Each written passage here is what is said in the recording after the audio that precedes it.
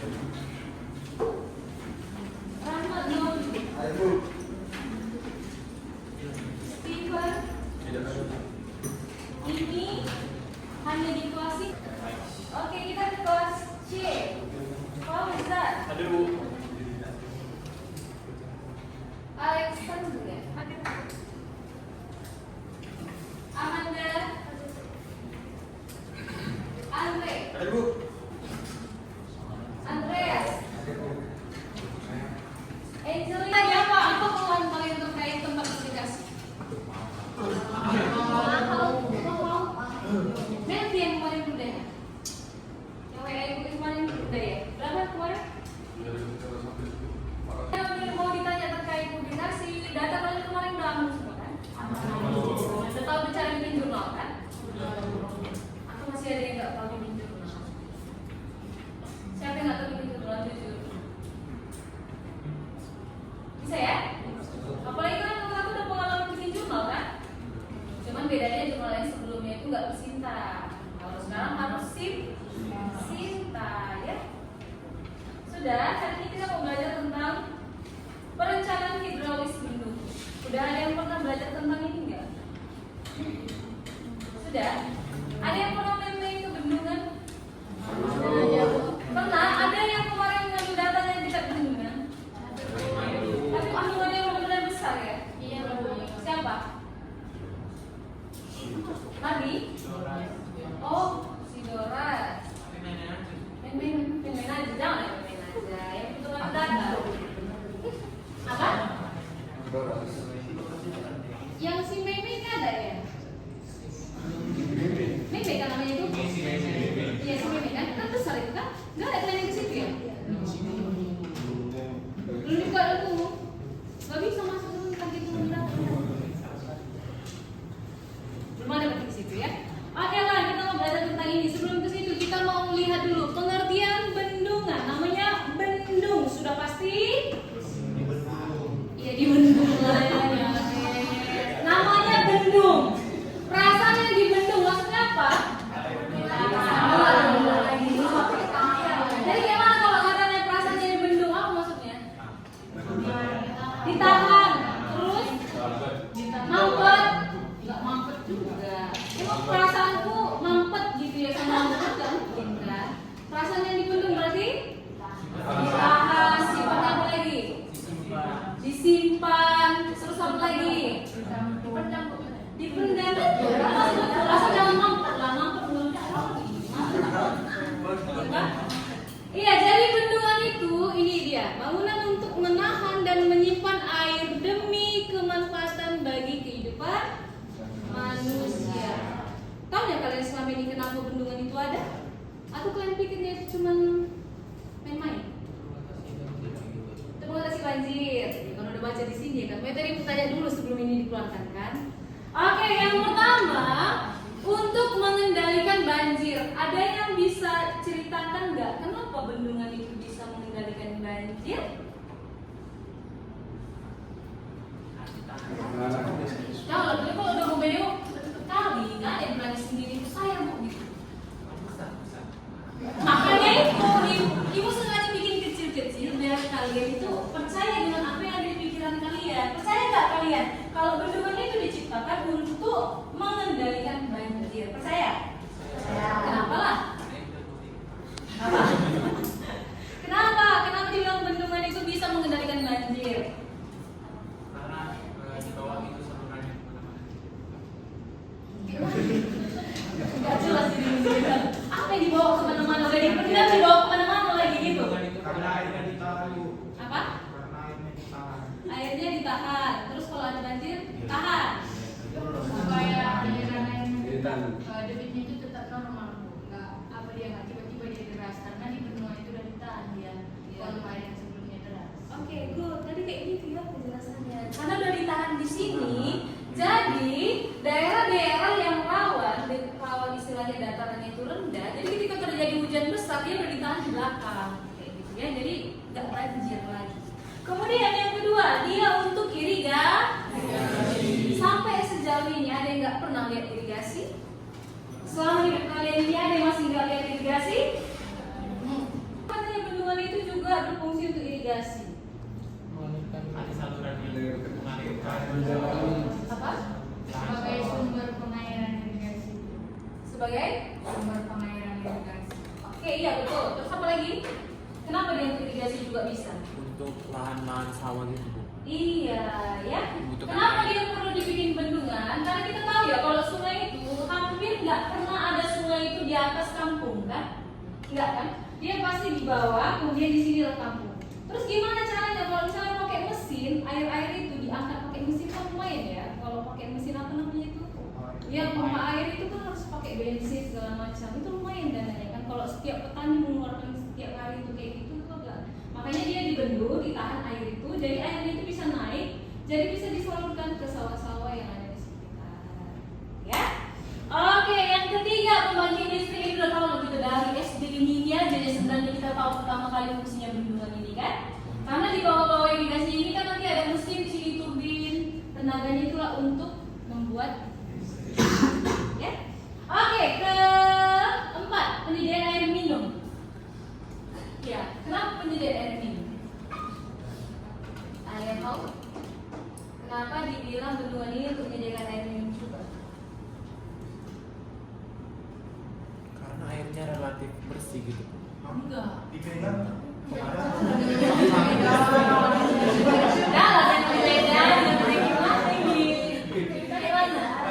Karena kemarin karena yang tempat kami itu Bu, kebetulan ada juga perusahaan Aqua kan kalau nggak salah di situ Bu. Iya. Dia dekat dengan bendungan itu Bu. Iya, memang harus iya. Harusnya kalau pabrik aqua, pabrik minuman itu dia harus dekat bendungan, dekat sungai ya.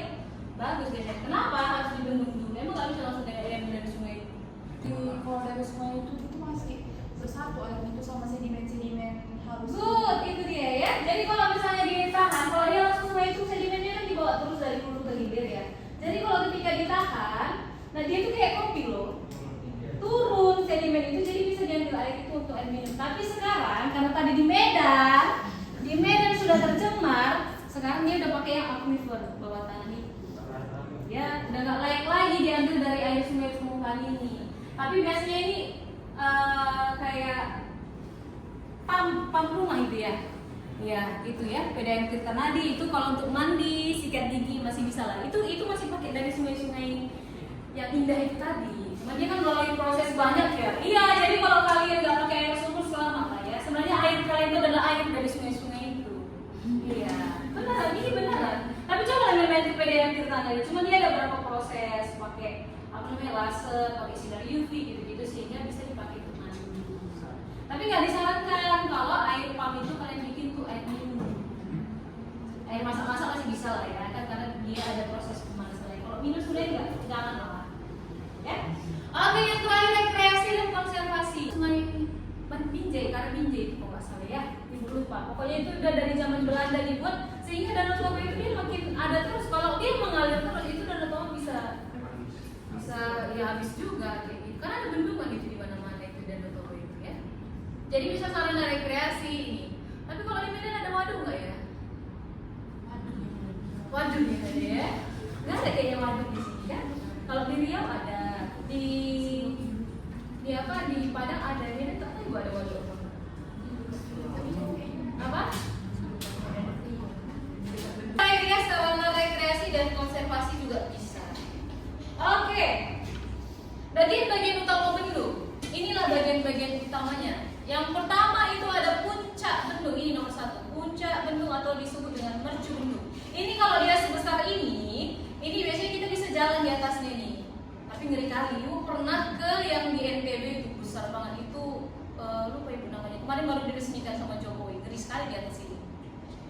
Kalian pernah lihat di atas ini belum? Tapi kalau yang bendungan sawah itu biasanya lewat airnya dari atas kayak gini, nanti ada contoh-contohnya di depan. Tapi kalau untuk bendungan skala besar kayak gini, ini bisa kita lewat di atas untuk maintenance apa yang retak kayak gitu dari atas ya. Ini bukan harga beras sekarang sekilo berapa? 18.000. Terus buat bendungan gini kira-kira berapa? Hah? 10 miliar. Kira-kira dalam dulu kira-kira. Coba 10 miliar. Belum lagi uang survei-surveinya ya. Survei survei mercunya, survei tanahnya, survei debit airnya kayak kalian kemarin itu. Sebenarnya kalau mau survei debit kayak kalian kemarin itu untuk asisten bukan asisten, untuk tim ahli-ahli seperti kalian itu harusnya udah dibayar 4.500.000 per hari.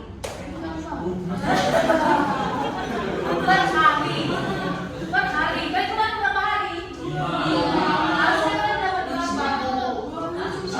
Itu gaji ini doang yang bulat ya, di luar makan dan lain-lain. Kalau misalnya ada kecelakaan kerja, kejepit lah, kelelep lah, itu ada lagi asuransinya.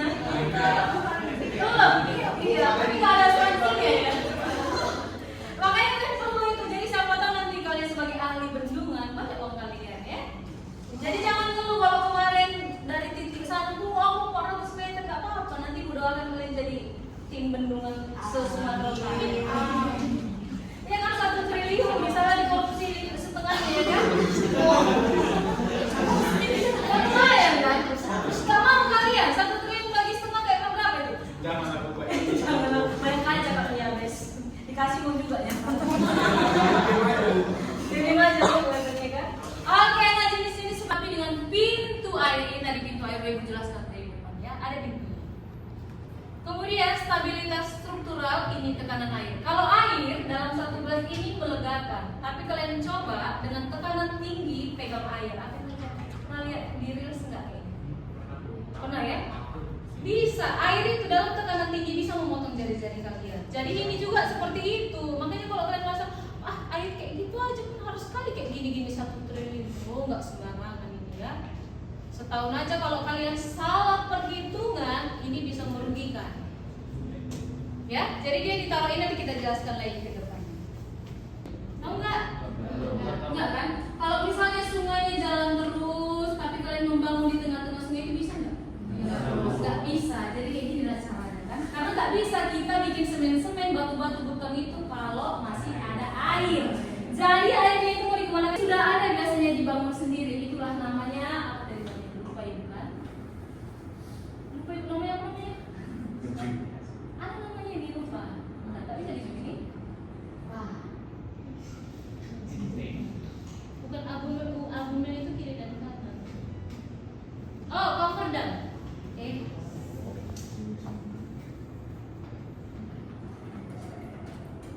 Cover dam yang sebelumnya dibangun, kalau kalian nanti lihat yang dibawa sama truk kayak gitu, itu nanti dibawakan ke sungai ini, kemudian nanti ditancap seperti ini, kemudian nanti dia dialirkan dulu dari samping-sampingnya ini.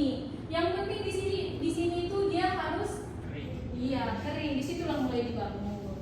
Jadi dialirkan, nanti dibikin aliran lain, pokoknya kesana itu tergantung kita lah, kemana kira-kira bisa air itu kita alirkan ya. Nah kemudian, ini posisi kosong kayak gini, airnya ke sini, di sinilah kita. Jadi kayak lubang gitu juga kalau kita mau bangun jembatan laut itu, gitu. Jadi jangan kalian pikir bangun jembatan itu ditaruh aja kayak nggak bisa, tetap dikosongkan air ini. Kemudian di sinilah kalian harus bikin fondasi yang kuat. Kemudian setelah dibuat bendungannya, maka baru ini juga ditutup sampai sini ditutup, baru nanti dia ditumpukan air. Itu ya. Kita nggak usah detail kali lah ya. Kalau detail kali dia banyak di YouTube bisa kalian pelajari. Kali itu disebut dengan abutmen. Abutmen jarak antara ini. Kalian kemarin kan hitung ini kan? Jarak dari kiri ke kanan nggak perlu bendungan. Karena kita dari situ lah berangkat untuk bikin bendungan ini ya. Kemudian sebagai hulunya sekali kalian hitung berapa lebar rata-rata sungai ini. Ya. Kalian dapat jarak di sini, baru nanti dapat rata-rata lebar badan sungai. Setelah dapat, kemudian kita lihat lebar maksimum untuk kalian membuat bendungan ini nggak boleh lebih dari 1,2 kali lebar rata-rata sungai. Misalnya kalian dapat lebarnya 100 meter rata-rata ya, rata-rata dari ini tambah ini bagi sekian, kalian kalikan dengan 1,20. Maksimal kalian boleh 120 bikin bendungan. Kalau 120,1 udah gak bisa lagi. Ya? Untuk apa? Sebenarnya bisa, cuman kayak kan kalian harus estimasi biaya kan. Dari 1 triliun itu tadi kalian masa nggak mau ambil bendungan? Ya kan? Jadi sebenarnya 120 ini udah cukup. Tapi kalau mau 121 bisa. Kalau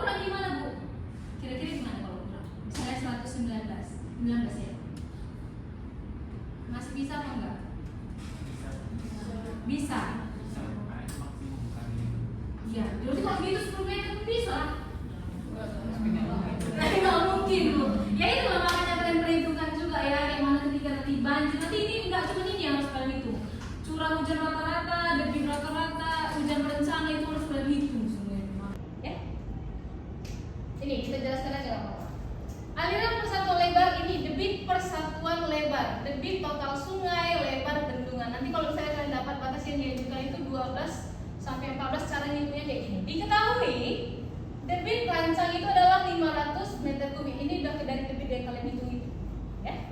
Kemudian lebar rata-rata sungai itu 100 meter.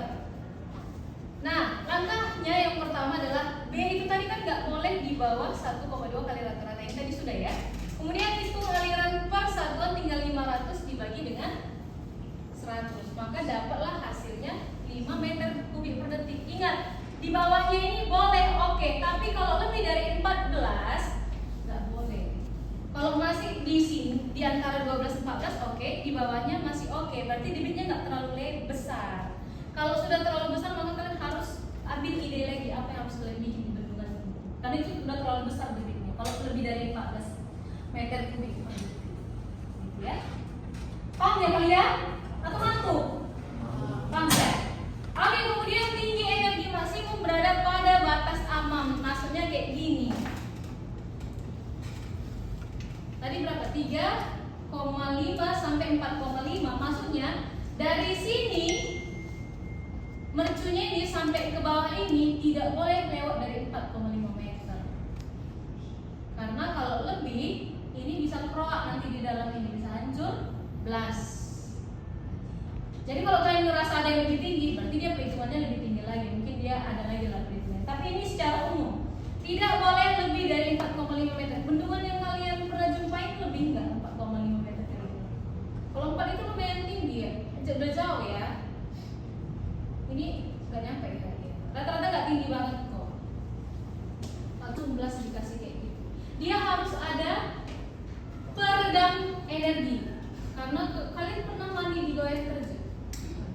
Enak, kayak dipijat kan? Sakit kan? Enggak, ini jangan yang melihat. Ya kan? Ini yang sering kita lihat. Tapi sebenarnya di bawah itu tadi sebenarnya ini dikasih bukan-bukan di bawah itu meredam energinya tadi, energi air tadi. Nah ini dia kalau tadi yang Ampong berdiri dia bentuk tangga-tangga, tapi dia di dalamnya ini di bawahnya ini udah kosong aja. Cuman ini kan udah di sini kuat, kalau lama-lama dia melemah kayak gitu baru mengalir. Ya. Kemudian yang ketiga itu peredam bak tenggelam. Nah, ini dia dalam sekali dibikin. Jadi makanya kalian jangan sembarangan kalian bikin karena nanti jarak 10 meter, oh masih bisa jadi pijat sedengkulnya itu dekat-dekat situ. Oh, masuklah kalian ke sini nanti bisa jadi 10 meter. Karena untuk meredam energinya itu. Ya, jadi jangan kalau kalian main ke irigasi jangan coba-coba dekat sama keluaran airnya itu ya. Outletnya itu agak jauh. Ada yang udah mandi di situ? Ada. Iya. Ke bendungan besar. Kecil aja belum mau. Kenapa? Memang kayak gitu kan? Iya, Bu. Iya, dalam kan? Hah? Segini tapi memang kalau dia kebetulan nggak ada kayak ada kayak jadi langsung naik ini. Tapi tekanannya itu kuat banget ya. Iya kan? Langsung kayak muter-muter gitu. Iya itu namanya turbulensi namanya. Itu turbulensi air. Jadi harus ada ini. Ini kita apa ya bendungan yang besar-besar ya.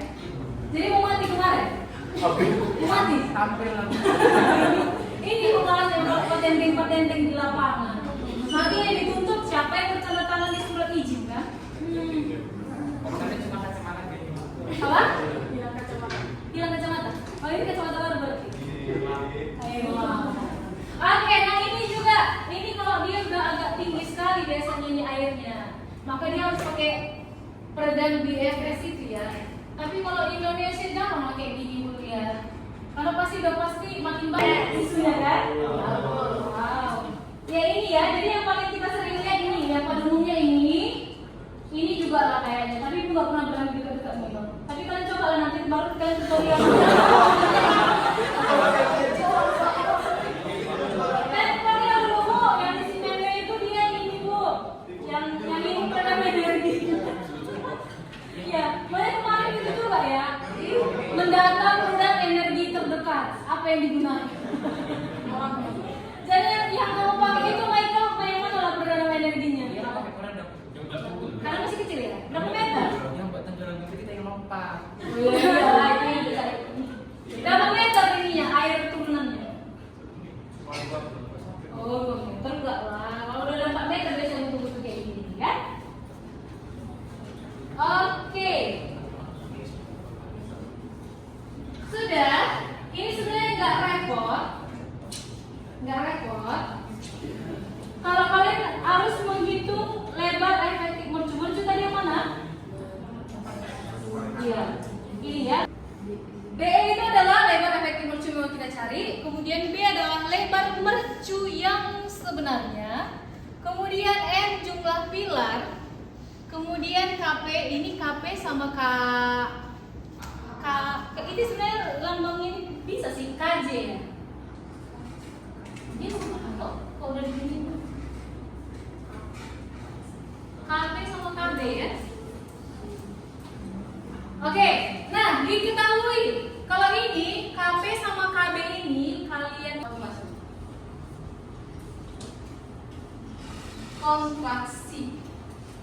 kontraksi air. Oke. Maksudnya kayak gini. Jadi ketika air dari belakang, dari hulu mau turun ke hilir, kalau dia heksagon, ini dia ada sudut-sudut yang akan meredam energi kekuatan si air tadi. Kalau dia bulat, dia akan mudah lolos. Makanya KP-nya pasti lebih kecil. Lebih besar, lebih besar, dia paling besar. Sedangkan kalau persegi panjang, dia sudah ada simpangan-simpangan. Apalagi kalau dia heksagon. Cuman kan kalau mau buat heksagon itu lebih sulit lagi ya. Jangan kalian karena sering bikin ubin. Apa ini itu yang sering di WS itu? Pumping block kan? Ya enak kok Bu bikinnya heksagon itu kan? Enak kalian bikin ya. Enggak bisa ini setinggi itu 4 meter berapa tiang kayak gitu. Itu sulit kalau mau bikin heksagon. Tapi kalau kalian buat ini lebih bagus. Semakin dia heksagon, pilar bendungan itu semakin bagus lah nanti proyek kalian itu makin kokoh lah dia. Yang misalnya kalau bulat dia bisa 10 tahun. Bentuk pangkal yang ini kiri kanannya ini tadi. Kalau dia tegak kayak gini, yang bikin tenggelam kamu itu Michael yang mana ini? Ada tegak, ada yang dia bentuknya miring, dia miring kayak gini, ada dia yang membulat dia kayak gini. Apa? Tegak. Nah, kalau yang ke 40 kali 20 ini sama dengan 8. Ini untuk mencari apa? Mencari nilai V itu tadi. Ya. Nah, kita lihat kecepatan aliran di hulu ini pakai rumus Q per A sama dengan 50 per dB. Ini kita mau cari H1, karena mau cari H1 ini ya. H1 ini nggak diketahui, cara mengetahuinya kita hitung dari ini ya. Kemudian kita lihatlah H1-nya. H sama dengan V pangkat 2 per 2G. Ini tahu ya? Nah, jadi ketinggian maksimal yang harus kalian bikin adalah 2,22 meter bendungannya. Setelah kalian tahu berapa tadi debit airnya, berapa kecepatan alirnya. Kalau lebih dari sini boleh sebenarnya, tapi biaya tadi ya. Kalau kurang dari sini jangan. Iyalah kan maksimal ini sebenarnya rata-rata yang bisa kalian bikin bendungan itu tingginya 2,2 meter. Ini ketinggiannya. Kemudian kita lanjut lagi, hitung lagi, kita masukkan ke sini. 2 NKP ini tinggal masukkan, didapatlah dia 2,664 meter. Lanjut aja dulu sana ya. Kemudian hitung lebar. Lebarnya itu 97,34 meter. Kalau lebih boleh, kalau kurang jangan seharusnya. Ya. Detail sekali kan? Enak, udah bisa jadi ahli bendungan. Ya kan? Gampang kan? Gampang. Kalian tinggal cari debit, ini jumlah pilar, mau berapa kalian bikin. Tapi kalau misalnya ternyata masih nggak sesuai kalian bikin, tambahkan lagi aja pilarnya 5 buah. Berarti kalian hitung lagi lah berapa.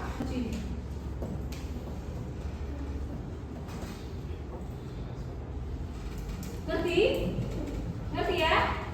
Jangan nanti kalau kalian nanti udah kerja di PU bikin dulu bendungan itu Benaya. Nggak tahu Bu nggak tahu Pak Manajer belum pernah diajarin. Jangan kayak gitu ya. Siapa dosennya Bu Yuni nggak pernah masuk itu katanya tadi kan? Mantap. Oke, ini tipe-tipe mercu itu umumnya itu ada tipe OGE, ada tipe bulat dan ada tipe bulat 1 jari. Maksudnya apa? Yang kalian sering lihat yang mana?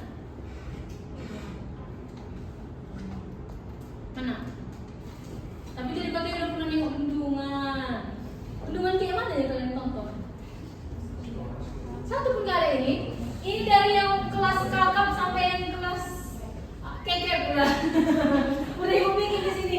Nggak ada tuh satu bisa kalian cocok kan? Beda. Ada yang lain dari sini bendungannya. Perasaan kalian aja itu. Harus kayak gini ya semua itu.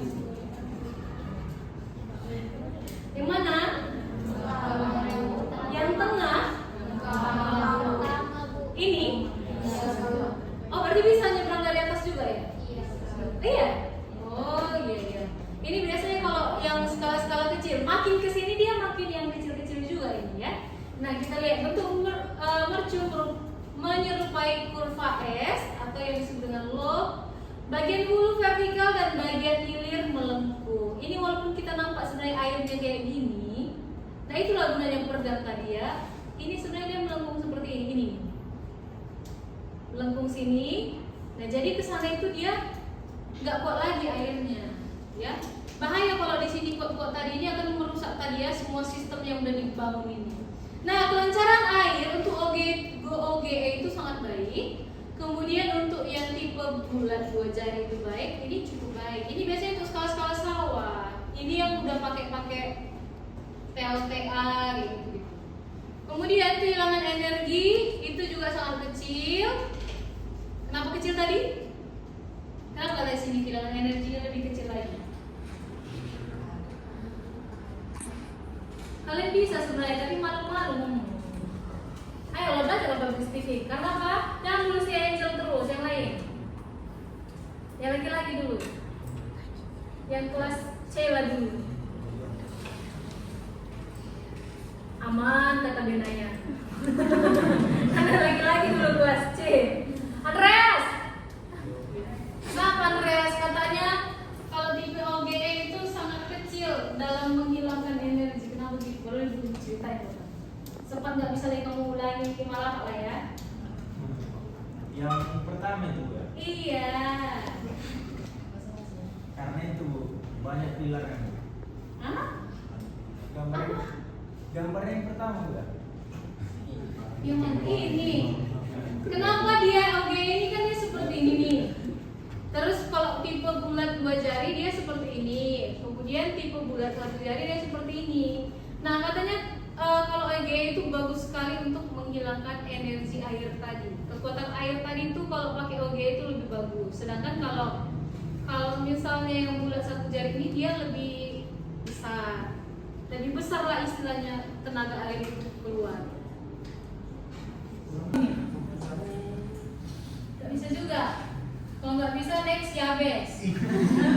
Nggak bisa lagi Yabes ke Sekrino. Semua berdiri laki-laki kelas B, kelas C ini.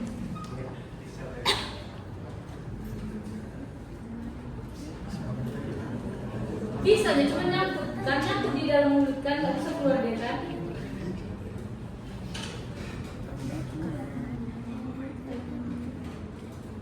Ditanya sama Benaya pun nggak tahu. Ayo penerat. Belum deh Pak, belum disuruh ya biasa kali ya. Karena bagian turunnya itu agak bergelombang dia. Ya terus kalau bergelombang? Jadi sedikit menghambat pergerakan debit airnya. Sedikit menghambat debit airnya. Kamu lebih fokus di sini ya berarti ya? Di atas. Atas? Kenapa? Menghambat dia. Karena ada lengkungan kan di sini berarti fokus di sini kan? Situ ya. Oke, sudah mulai benar tapi kurang dikit lagi. Nggak di sini aja dia nggak satu sisi sini aja sebenarnya. Ayo ya Bes. Sama. Benaya tadi udah ngajari habis tadi. Apa tadi ngajarin? Kasih tahu dulu. Yang di ujung sama namanya si Joy yang mana tadi? Joy ini yang ujung. Ronald ya. Kayak Ronald. Jangan sama lagi lah, kalian itu berbeda loh, masa sama.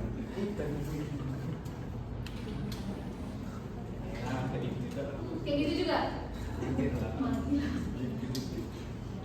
Ini siapa namanya si Tio ini? Lupa itu kan? Karena udah lama. Sama lagi. Kelas A lah. Padi.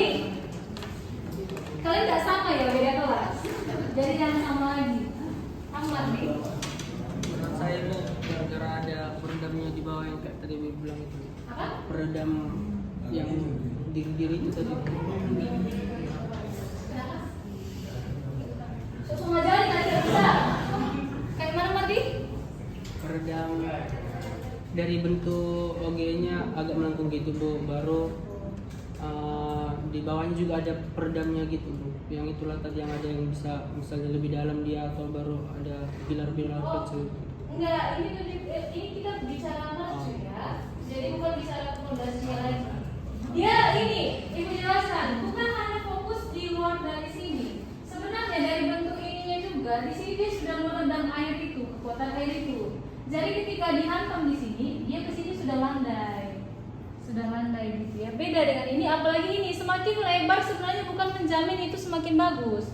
Semakin dia lebar, semakin gampang sebenarnya air itu lolos. Karena gampang rasanya jalannya. Kalau ini kan terhambat di sini dia sudah mengalir seperti biasa. Kan kalian diperhatikan, makin dia ketipe bulat jadi satu, dia semakin lebar bentuk badannya. Ini kan juga kalian lihat. Nggak ada yang jaga di lapangan kemarin.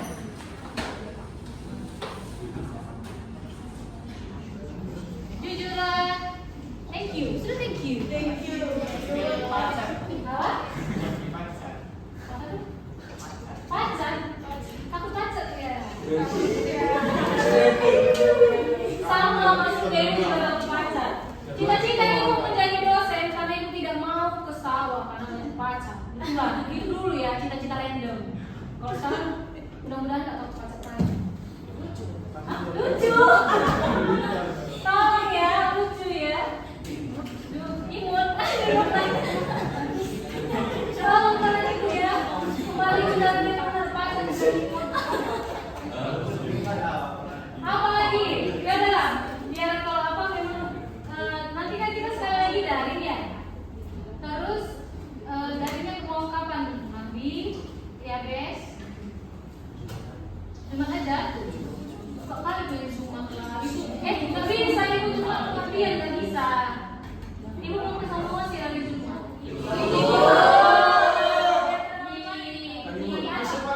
Diangkat ya. Enggak, cuma 3 aja itu aja. Iya, 5 aja cuma itu aja. Ya lah, gimana lah, komting-komtingnya soal respon semua sama ibu. Bukan Niko yang pas respon ya. Kalau di sini, siapa? Saya kami nggak konflik. Apa? Konflik kami. Apa? Kenapa? Oh, jadi. Oh iya. Ibu butuh laki-laki soal kemarin. Jadi, apa? Ini nggak main pacar-pacaran kok. Di tempat wisata nanti pengabdian. Iya. Jangan hari Jumat, hari apa ya? Hari apa kalian free? Kali dosennya bilang hari apa kalian free. Biasanya dosennya harus kapan free. Tadinya mau siang, sore, malam, pagi, subuh.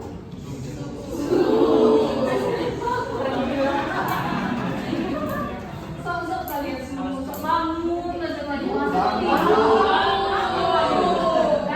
Baik-baikin tong kalian yang lewat depan ibu kalian mau komen aja ya. Nggak boleh masukin nama kan?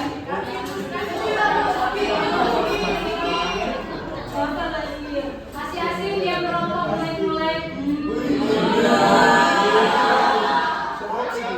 Siapa dia? Bu, pasti dari kota Anda. Apa? Pasti dari kota Anda. Dari kota. Iya, Bu. Enggak, di TikTok lewat aja di mana kalau lihat orang yang kenal gitu ya. Karena mana mau cek kamu di cewek-cewek juga ada yang cari jodoh di sini. Udah lah, nggak ada ceritanya materi. Timbang lancar kalian ini, pikiran kalian ini. Hari Rabu pengumpulan bukti di jurnal, bukti kalian mau terbit di mana. Kemudian tanggal 27 draft jurnal. Kemudian tanggal 3 atau tanggal 10 belum tahu kapan nilai terakhir sebenarnya. Biasanya Juni ini kapan UAS? 4 minggu dari sekarang kan? Ini masih UTS kemarin UTS? Iya. Berarti 1 minggu, 2 minggu, 3 minggu harusnya tanggal 10 kalian sudah harus LO 10 Juni.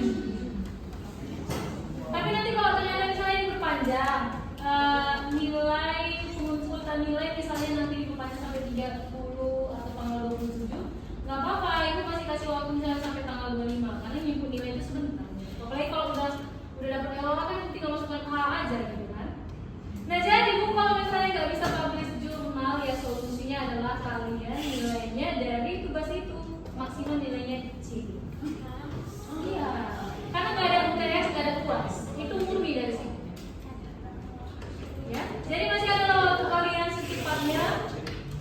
Sebenarnya kalau memang belum dapat sama sekali konfirmasi ke dosen pembimbing kalian atau minta tolong dosen pembimbing kalian, Pak, Bu, ini gimana solusinya? Apakah ambil ini, ambil yang jurnal ini, apa jurnal yang itu ya? Kalian kata kuncinya ambil jurnalnya apa kalian ini? Oh,